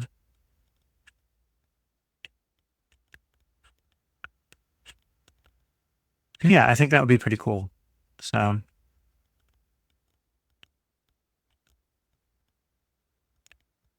because I did one out of that last batch that was a real nebula, and it looked really cool. And one of my coworkers that I showed it to, who does astrophotography, that was one of his favorites. Was that one? So I'm like, if I can make something that looks real, people will be a lot more interested. At least the ones who know that they're real will be like, I recognize that. That's blah, blah, blah. That's a galaxy. That's Andromeda. That's the Orion's Nebula. And like, they'll be able to go through and identify what they are, right? Obviously, that's a lot more difficult because recreating something that's real is real hard, right? So what that means for me is it's going to be a exercise in improving my skill by trying to reproduce something real, not exactly, but the broad strokes, right? As much as I can. So that's what I'm going to try to do with the next bookmark painting. Horsehead Nebula? Absolutely. I love the Horsehead Nebula. That's absolutely one of the ones I'd like to do. So that's absolutely my plan. I want to do the like bookmark or micro nebulas, right? My ultimate goal. See, that's why I'm kind of wishy-washy on the idea. I'd like to do more. I want to do more of the bookmarks, but I don't necessarily want to make that be what I do when I want to do multiples of things in one painting. I want to do other ideas too, right? So the other idea I had was truly, truly making a huge, huge painting out of a lot of micro nebulas. And what I mean by that is like on the magnitude of like 80, 90, 100 small nebula in one large painting, and use like this green tape to cordon off the whole page in a grid of squares, or maybe slightly taller rectangular shapes, whatever makes sense. Whatever format I usually find images of nebula in will probably be the shape that I go with. And then use my smallest brushes, my smallest tipped brushes, to do very tiny recreations of real nebula that have some striking characteristics about them. Because they're going to be small on the painting, they need to have some shapes or colors or structures that make them obvious or somewhat obvious what they are. Because they're going to be really small, I can afford to make more mistakes when it comes to accuracy because they just need to be recognizable. They don't need to be photorealistic, right? And then I'll just have a page full of a bunch of micro nebula. And then what we can do in the future beyond that is I'll scan that and I could put it on like a page or show it on screen or something. And we either play a game with chat or we spin a wheel and we let it randomly select one of them to blow up and work on large. And I'll keep my references or find some new ones. We'll show them on screen and we'll try the best we can to recreate them. I think that would be kind of fun. Butterfly Nebula, aka 6302. See, you're already doing research for me, or you already know these. I absolutely love that, and I want to write them down, but I'm not doing it right now. So I try to keep these in mind. Maybe we'll find a way to be able to document them, so we can just have like a laundry list at the ready, and then we can like look up some of the reference images together. But I'd like to kind of start with them already ready to go if I can. How I'll display them, I don't know. It's not complicated, but it's annoying sometimes to have to show it on screen. To have to like, if I'm gonna have a bunch of images, to show on screen for that, I think it's going to be more difficult to switch between them and find the next one and find the next one and find the next one. You know what I mean? The only way I can think of to do that well would be to create a folder on my computer, put all the reference images in it, open the first one, have it on screen in the photo viewer, and then work on that one. And then when I'm done, hit the right arrow key and it goes on to the next one. And then do it that way and just go through the list. And maybe I'll take the time to open them up and put the name of what that spatial feature is under it so we know what the name of all of them are. I think that's fair. That might be a good idea. Don't worry, I'll tell you. I love the butterfly nebula. Big giant space fairy. That's great. I think I've seen that one before. I'm pretty sure I have. They're all gorgeous. I love space. Like I've had. Have you? You probably going to say yes on this. I'm sure it's probably a common dream. But have you ever had the dream where you're on Earth, but you're not really seeing or paying any attention to the features around you, and you just kind of look up, and then you find yourself launching off the planet, flying into space directly straight up from your previous position, and just kind of like seeing space whizzing past you, like not even like high or anything, just a dream. And you're just witnessing space yourself. And clearly it's not real, or it's not likely not real, but it feels real to you in that moment. And you're just like, when you wake up from it, you're in awe. It's one of the strongest dreams you ever had. Just a amazing experience flying through space and seeing all these things in real life, in dream life. No, ooh, that's so cool. That's not a dream, dude. That's an out of body experience, and it is real. It felt real. I mean, I know some of it wasn't. It was just my mind recreating some of it, because when you see things in your dream like that and it's super colorful, it doesn't actually have those colors. They're artist renditions, right? Almost everything we see, space photography, is dust. And they're putting like different wavelengths of X-rays and ultraviolet and infrared and like various different spectrums. And they pull certain segments of it out because it looked cool when they integrated it into the final image, right?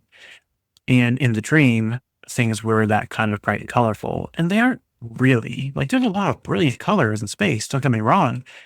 But in this dream, it was, the kind of stuff that you see in space photography. Which, maybe just like my mind's eye deciding you need to see this the way you saw it in those images. So we're going to let you see it in the same way. Because truly, it's not like they put false color. When they did, but the false color was based off of real observations. So in some fashion, some creature in the universe should be able to see things in a similar way. And who knows? Maybe I was seeing those things through their eyes. I'll accept that.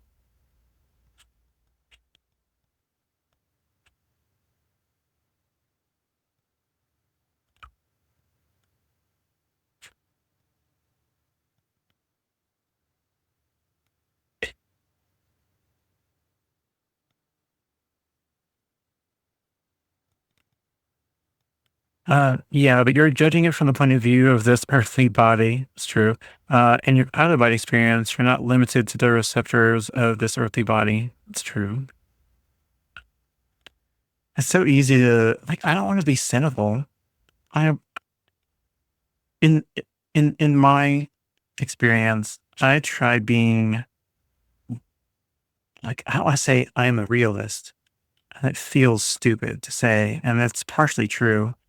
But the reality for me is I like having evidence, but I also like looking for the things that don't have evidence in the world that I wish were real. And I like believing they are, even if they're not. Like, I like the idea of believing in ghosts, but a lot of the methodology used in ghost hunting shows are really difficult to believe because they can be so easily and readily explained in other ways. But that doesn't mean I don't believe that ghosts are or can be real. I just question the methodology sometimes. And people lean on the alternative methodology so hard sometimes, and it's so hard to believe it's real when people are pushing so hard with the phony evidence. It turns it into a farce. And I hate that because it has so much potential to be real and be legitimate. And there's the bad actors out there that just push it in the wrong direction. And that's so sad to me. And then there's others that are just dead on believable I feel feels legitimate, even though there's people that are gonna poo-poo their experience, but feel genuine. And I like watching those. It's just, I don't know, it's so hard. It's so hard that there's charlatans out there for legitimate causes. You know what I mean?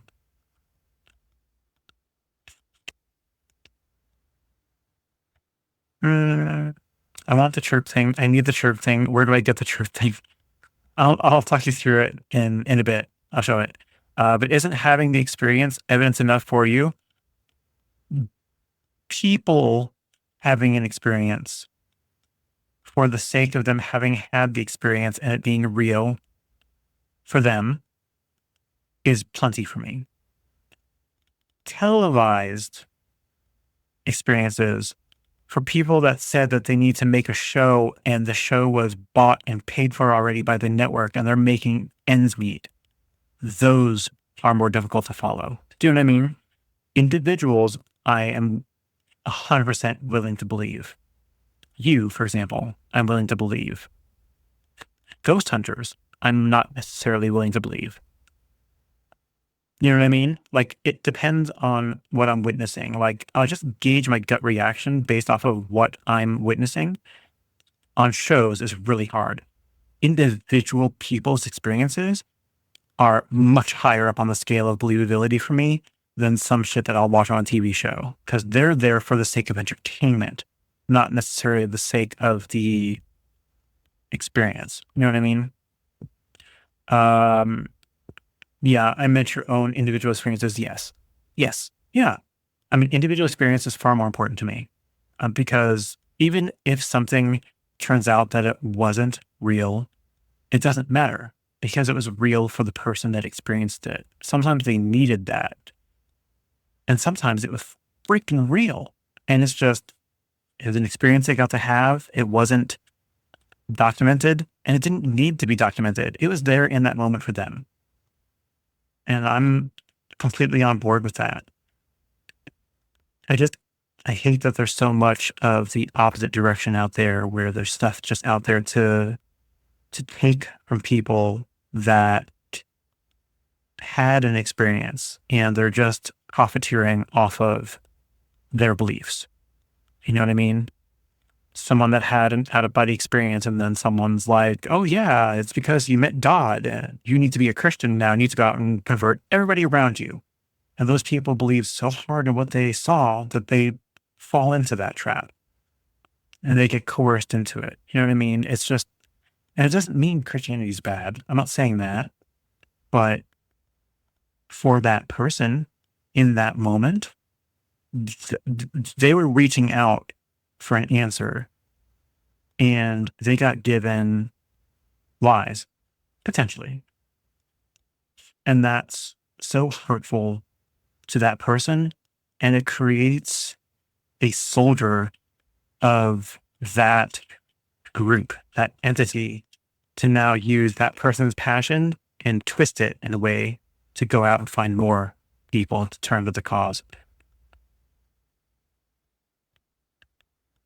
Just kind of makes me sick a little bit. Man, I went way off the fucking rails with that, didn't I? I'm sorry. If it isn't obvious, it makes it a lot more obvious what I believe in or don't believe in. I need my yellows. You get over here. And I'll make it touchable in the middle a little bit.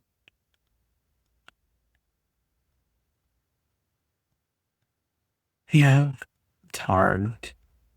I don't know. It's just so tough.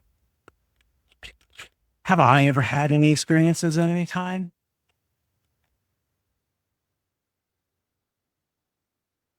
Alien experiences? No. Would I like to? Yes. So much. I'm not going out looking for it though. But if I found it, I'd be all up in that.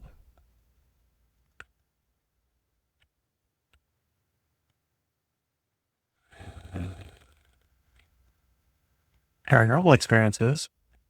I think so. They're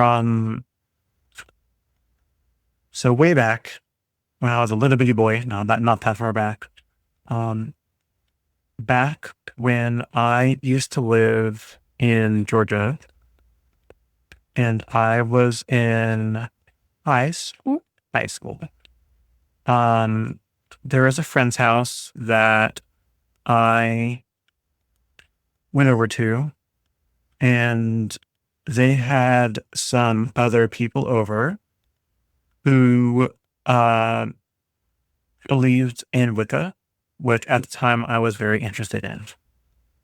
And I'm not disinterested in that. I just have no true knowledge or experience in it. Um, and like one or two of them was a Wiccan, one was a Druid, and or believed in Druidism. And they decided we're going to go out in the woods in the night. And we went out in the woods, made candles. They were going to do something. I don't know what. I was just there to witness. As far as I was aware, there was no death, murder, stabbing, or anything that I'm aware of. But it was going out in the woods in the middle of the night with a couple of strangers and people I knew in the woods, in the dark, with candles lit, walking through the dark. So that was already creepy enough and set the scene, right? We ended up getting out to a particular spot, and they were setting up a circle or a pinnacle on the ground with the candles. And I remember one of the girls that was there. I can't remember her name, but it doesn't matter. I shouldn't say it anyway. One of the girls that was there, she had said a spell, I guess you can say. And she basically called out and said about me and placed her head on my hand, or her hand on my head, and said, to let him see what we cannot. And at the time, I didn't know if it was a genuine request or if it was we can see things. We want to make sure that he can't see what's about to happen. I didn't know which direction it was. It could have gone either way. So shortly after that happened, the wind picked up a little bit. Nothing ferocious, nothing like you see on TV when this kind of thing happens, supposedly, but it was enough to put out about half the candles, and they had to get down to try to relight them. But when the lights of the candles went out, and they were fussing with that, off in the corner of the woods in the direction that I was looking, I saw two very clear, glowing red eyes.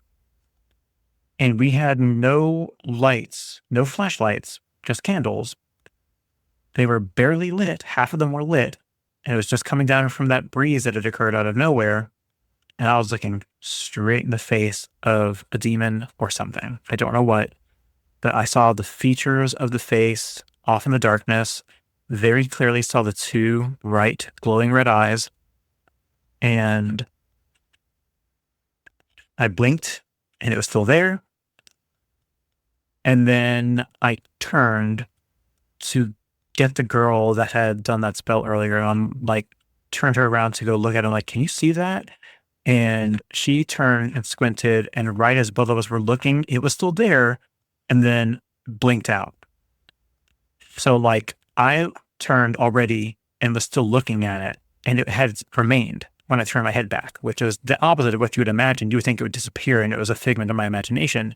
It was still there, but it turned, like it left, but there was no sound. The wind had stopped. It was totally quiet. It was the kind of distance away that was 50 feet away or something. It was close enough that it was within range, but we were in a pretty dense forest, and the direction that it was just thickets of trees and then a gap where it was there. So if it was a deer, even a very quiet one, you would still hear it run off. And we don't think it was a deer. It was totally quiet. And right as it turned its head and left, her eyes got large for a split second. And then she was like, we need to pack up and leave. and they grabbed all the candles, went back. We started making our way back to their household, which was like a 15, 20-minute trek. We got back to the house, and the parents of the friend came out and were looking for me. And it's like they were calling for it. They were like out the woods calling for us to come back because my mom had called and was saying, "Where was I?" And she was on her way over. So she came over, picked me up, didn't say anything, just like, get in the car. We got in the car.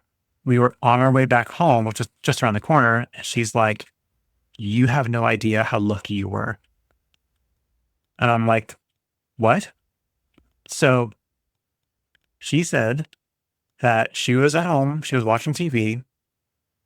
She was talking on on the phone to her friend Diane, and which I'm fine saying. She's long and gone. She was talking to her, and my mom had a chill, and she's like, "Something is wrong with Brian." That's me, by the way. I've said it plenty of times by accident. So Brian Bear, whatever. Something's wrong with Brian, and I need to find out where he is. So she knew that I was over at that friend's house. She called, and when she was told that they went off into the woods and I don't know where they're at right now, she's like, "No, go find him. I'm on the way over. I'm picking him up now." So that's why the parents went off and were calling the woods for us. And she said, "I do not know what happened, but while I was on the phone with my friend and we were talking this over, we knew there was something wrong. You don't know what it was, but we knew that we had to come get you out from where you were." And I mean, the coincidence of everything that occurred that night was by far and large the most paranormal thing that has ever occurred to me.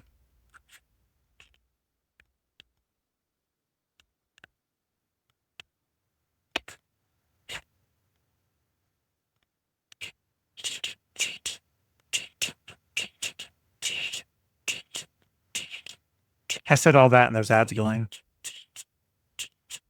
Guys, can you see the... Do you have nitro? Now I'm curious.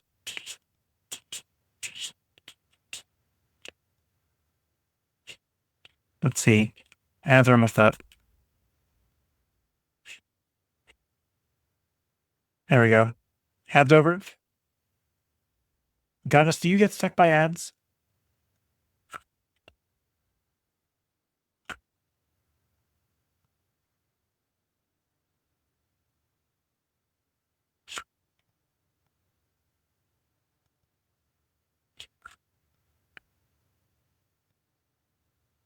Curious. Because if so, I'm not sure where I kept going. I didn't realize that ads were going. You're back? Okay, so you did get caught by ads. Okay. What was the last thing I said?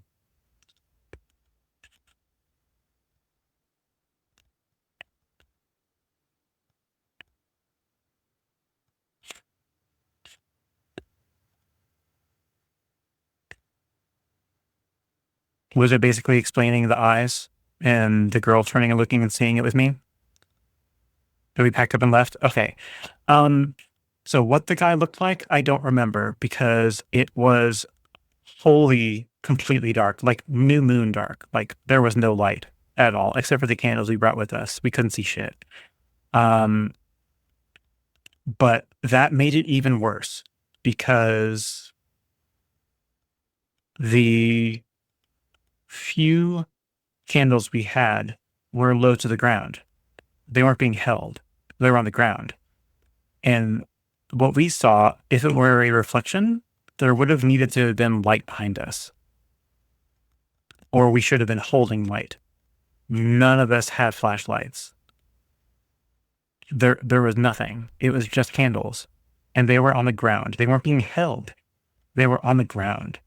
And like half of them were out. So the bushes at the ground level would have been blocking the light. And the fact that the eyes were just solid and they weren't flickering with the light, even more so. But it was just eyes and like the barest feature of a face or something. It felt, after the fact, demon-like, but I will say I felt no fear at all. I felt the group I was with felt fear. I didn't feel it. I don't know if that was just stupidity on my part, ignorance, could have been, but I didn't get the feeling of fear. Just because something is out in the forest, just because something has red eyes, does not necessarily mean that it's evil. That's what everyone wants you to believe. It could be, but I didn't get that vibe from it. Again, could have been just ignorance on my part. But yeah, that was basically it. We packed up. We were heading back to the house. My friend's parents were yelling for us, right? Because my mom had called and wanted to know where I was. And they said that we had gone off into the forest and we hadn't been back for like 30 minutes. So she was like, go try to find him, please. I am on the way over to pick him up. So we avoided the parents at first because I guess they wanted to look nonchalant, like, oh no, we were just off out in the middle of nowhere. We didn't want you to just find us walking out of the woods.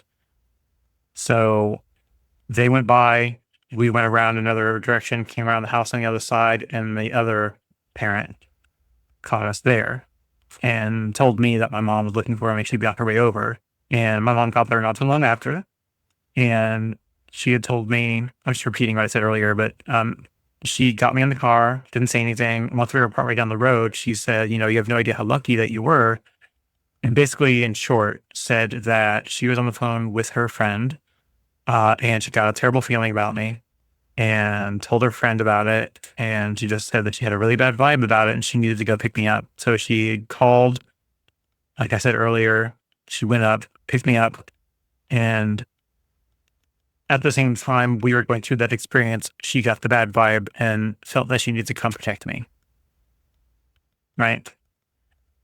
So I didn't feel fear, but if she got some sort of connection that said that she needed to come take care of me and pick me up, then whatever that was, however that got connected to her, was real. I witnessed a thing, and the connection that, you know, a child and a mother have, they can feel something. And she just knew. So, yeah, it's about all of that. Again, that's the most spooky thing that's ever occurred to me. Mom drove it away. Don't fuck with the power of a mother's love. That's the damn truth. That's the truth. I miss my mom. It's definitely true. Yeah, I don't really talk about it too much, but both my mom and my dad are gone. They passed on. My dad died, I don't know the time frame, like I was 24, so 18 years ago. And then my mom died when I was 21. So yeah, I miss my mom. She was my rock. But at the same time, and I hate to say this, and I don't feel it's speaking ill of the dead, it's the truth. She also held me back in a lot of ways, you know, and it's not, I don't hold it against her, but it's that moment where you realize eventually when you grow up, if there's stuff that your parents didn't tell you or didn't teach you, you don't know why, you question it, but there's stuff that they never did or in ways that they protected too much and might have held you back and stunted your growth. A lot of people have that. I was one of them. I didn't get to go out and hang out too much with friends. That was one of those rare moments. And boy, let me tell you, that put the end to that. But in some ways, I just wasn't prepared for the world.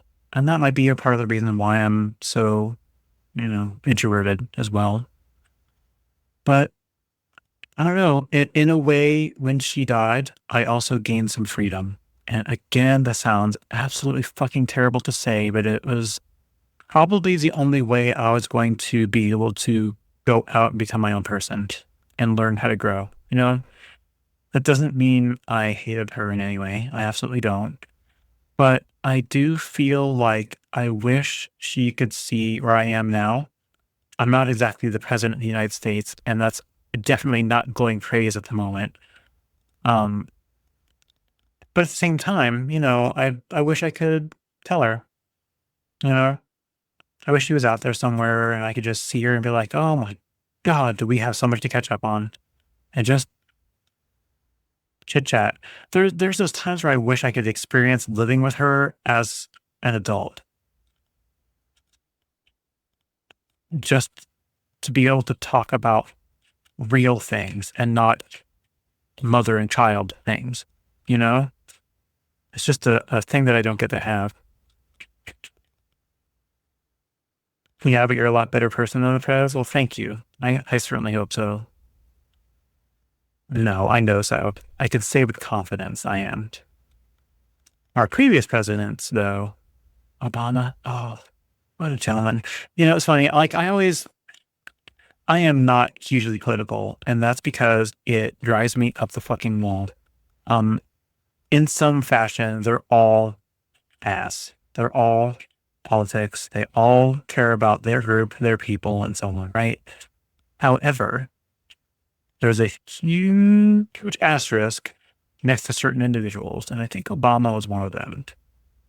There's very few people that I like communicating with, and there's very few people that I would want to invite into my home. And it's not because of them, it's because of me.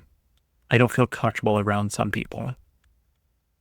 But man, let me tell you, one of the biggest things I go by when it comes to whether or not I think someone is a good person or not is something really simple that I heard once.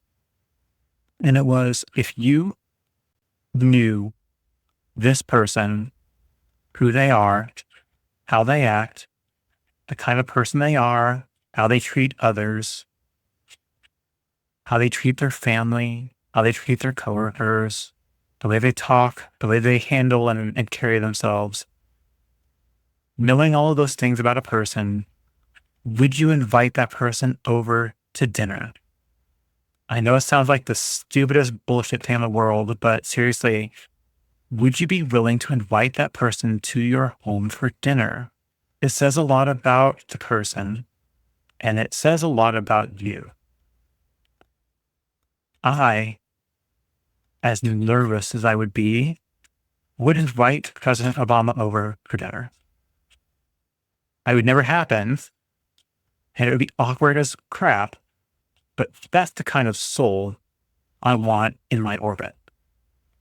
Our current president is far and beyond the opposite of that. I didn't think you could have that big of two polar opposites only a couple presidents apart in my lifetime. It's amazing how quickly the pendulum shifted for that. I would not invite our current president. I don't want that current president in my state. I don't want them in my fucking time zone. And that's so gross to say because their whole purpose in life is talking like they want America to be so great. America is great because of its people and its actions, not because of how rich they are, not because of how much we hate other people. I mean, they're doing everything for all the wrong reasons, and they're not even doing those things right. And it's just so sad. I want to be proud to be an American again, but that's so fucking hard. I can't be proud of the current establishment right now. Biggest domestic threat we've ever faced. I agree. And what's gross about it is how do you fight that? The system is built to not let you fight anything. And it's like, the only way you're allowed to fight something is silently, quietly, peacefully. There's no, and I don't want to be violent. That's the opposite. But man, sometimes you're just like, man, I wish there was a Q in our world that could just snap their fingers and take care of our problems for us. Too powerful an answer, but it's just, man, just too much. I like how this is coming out. And like I said, I'm not going to finish this tonight, but I like how this is, the salt is doing a great job spreading this around. And some of these I'll add additional layers to, and then I'll do these other sections Thursday. And we'll work on finishing all of this off and darkening in areas that need it and lightening in areas that need it. And finish this one off and have a nice little abstract little nebula, a series of nebulas. I like these. I like these random colors, color mashes. They work really well. It's not self-sustaining system. It will fall on its own. It's true. But I was talking to my other half about this earlier. It's how do we ensure that the right decisions are made and then locked in so they can't be undone? It feels like too many of our recent good decisions that were made in previous presidencies were not codified. They weren't written into law. They weren't locked in, locked down, made permanent in any way, in any meaningful way, because it's proven that the next person in line can undo all that hard work with equivalent, opposite, opposing measures. And those become the new norm until you get another Democratic president in, and then it flips again.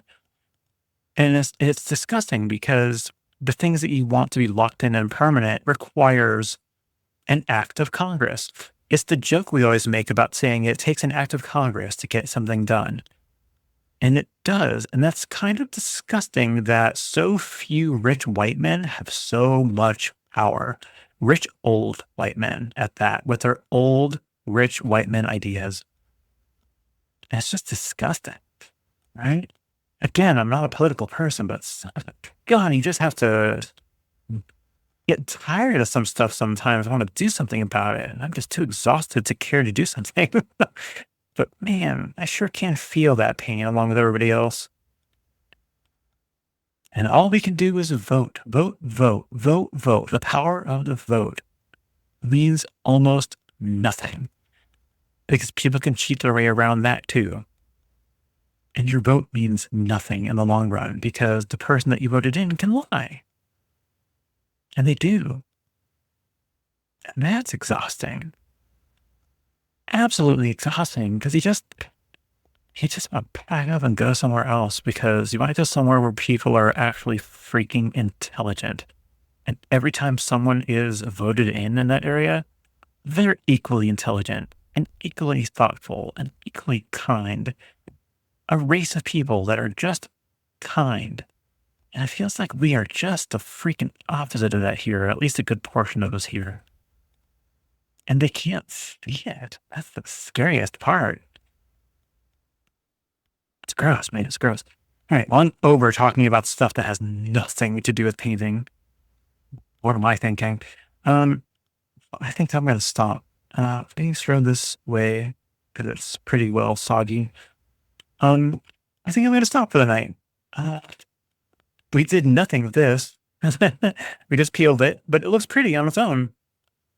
So we'll just let it be a forest with the mist over the top of it and a beam of light or whatever that is going through it. It came out nice or what it looks like from different angles. It didn't really look, but if that's the case, it's larger on the bottom here, so it might stand up better that way. Well, I did that and it looks penisy. Right? Right? That's all I'm saying now. Maybe I'll just turn that in the direction I started it in and call that right there. Yeah, it's weirdly prettier than I thought it would be. And, sometimes it's the accidents that come out the best. And like the colors of some of this area, like the green here came out really pretty.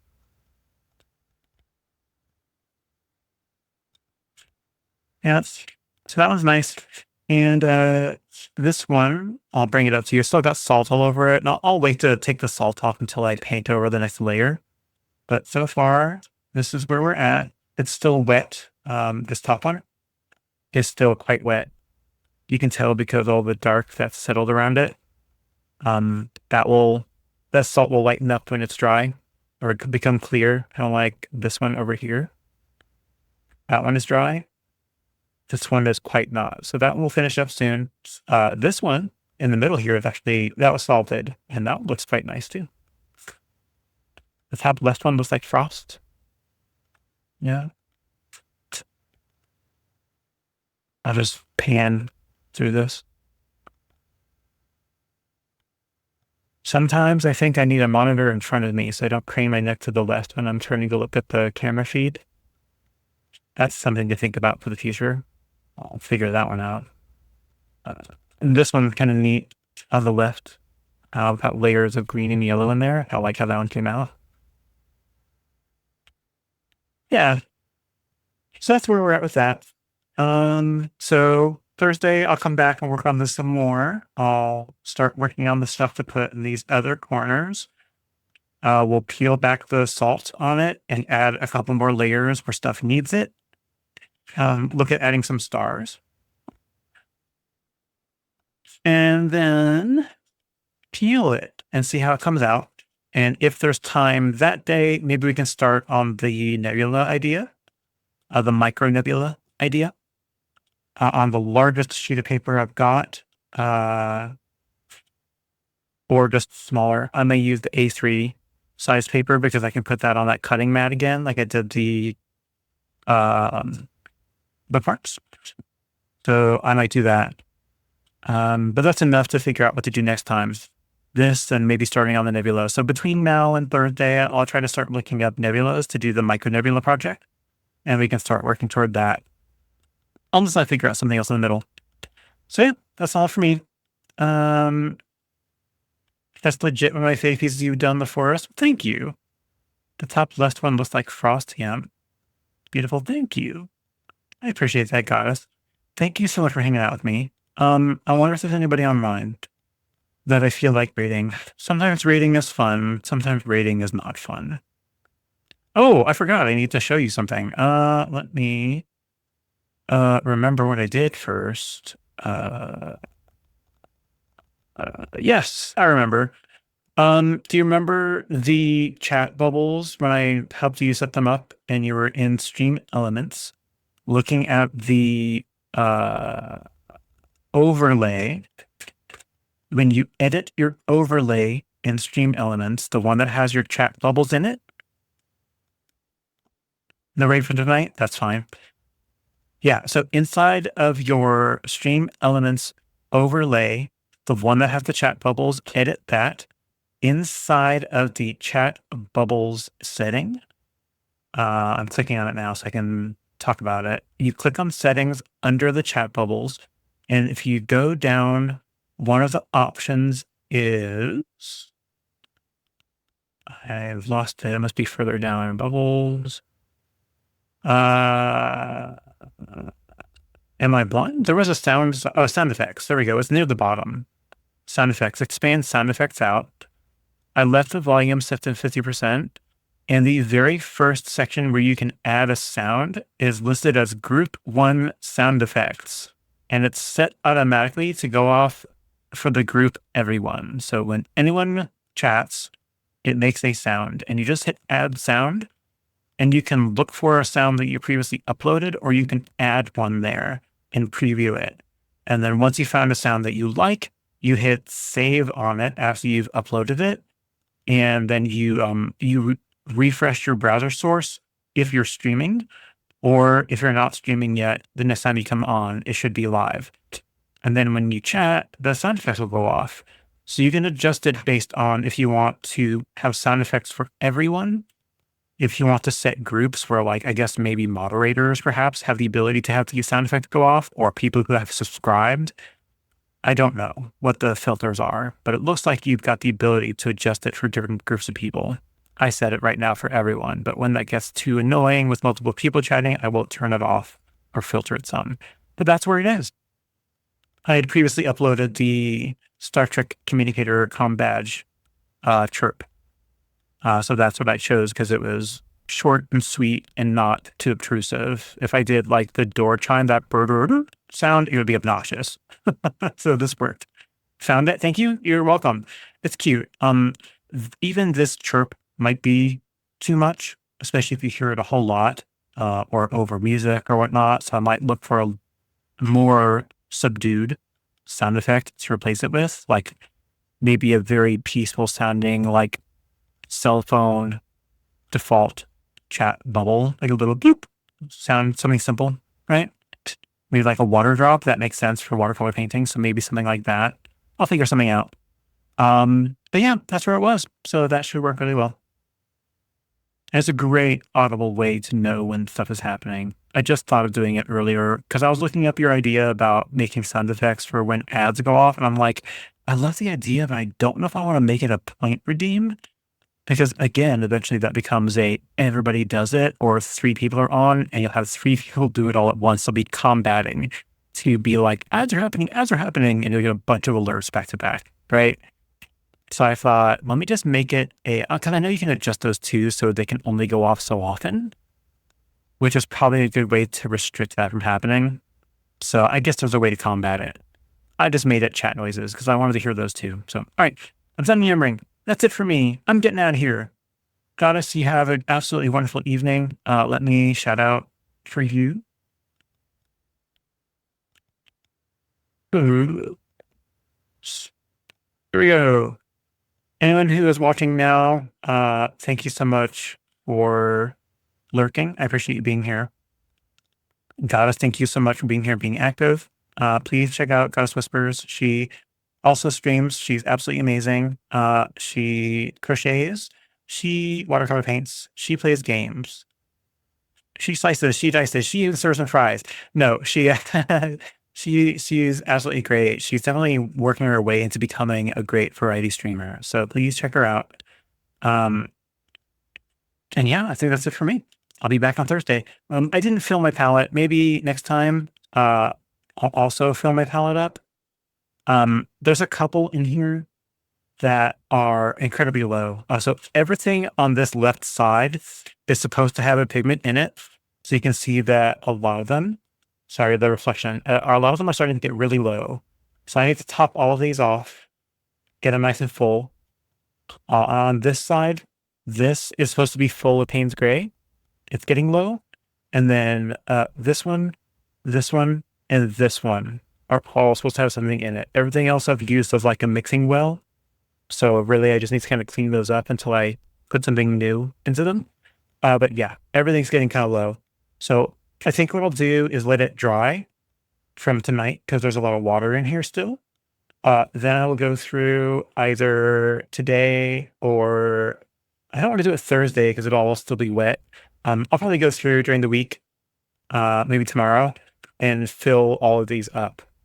And that way I can have a good gauge on how much paint I've got left. In addition to one I've got over in my drawer that's too large to fit in here, I have this little container I got. It's like a makeup storage thing for lipstick, I think it was, or makeup tubes. But it works great for me for holding up all of the paint tubes that I have. So as I get more, I can add them in here as well. Aside from, I've got one like cerulean or something. Oh, here it is. This guy. I have this one Winsor Newton of French ultramarine. That's too darn big to stick into that storage. So I'll put some of that in there. That's this one right here. That's the French ultramarine. So yeah, I will fill all those up later and come back on Thursday as bright-eyed and bushy-tailed as I can with a nice full palette ready to go. So, all right. Again, I'm yammering too much. I'll see you later. I'm the bear. I've been barely watercoloring, and I'm out of here. See you later. Bye. Goodbye. I'll see you later. Get me here. Go home. Go to bed. Get some sleep. You don't need to be here anymore. Stop looking at screens. It's bad for your eyes. Okay. I'll see you later. Bye.